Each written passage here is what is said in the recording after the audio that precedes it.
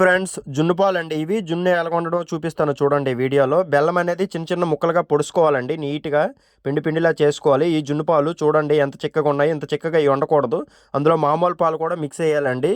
ఆ జున్ను పాలకి పలచగా అయ్యేటట్లు మిక్స్ చేసి ఇలాగ బెల్లం, పొడిచిన బెల్లం అందులో వేసి నీట్గా కలుపుకోవాలండి. బెల్లం అనేది గడ్డల కింద ఉండకూడదు, నీట్గా ఉండాలి. బాగా నీట్గా ఉండేటప్పుడు జున్ను అనేది చాలా పర్ఫెక్ట్గా బాగుంటుందండి. అందులోని పంచదార కూడా లైట్గా యాడ్ చేసుకోవాలండి, యాడ్ చేసుకుని టేస్ట్ బాగుంటుందండి.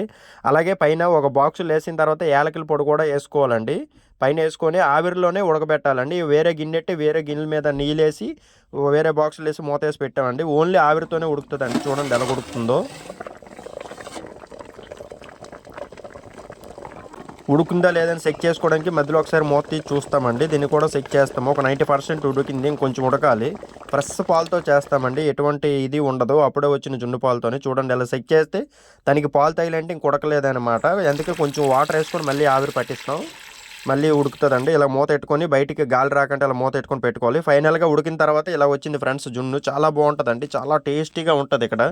ఎందుకంటే అప్పుడే ఉన్న ఫ్రెష్ పాలతో. ఇలాగ మేము ప్రతి ఒక్క ముక్క కూడా దేవుడి పేరెట్టి ఓరుని తీసి అరిటాకుతోని పూజ చేసిన తర్వాత మేము తింటామండి. ఎందుకంటే లక్ష్మీదేవితో సమానం మేము పూజిస్తాము, ఆ తర్వాత తింటాము. లాస్ట్గా టేస్ట్ చేయడం బాగుందండి, చేశానండి. చాలా బాగుంది, ఎక్సలెంట్గా వచ్చిందండి. నచ్చితే లైక్ చేసి నా ఛానల్ ఫాలో అవ్వండి ఫ్రెండ్స్, మరిన్ని వీడియో కోసం.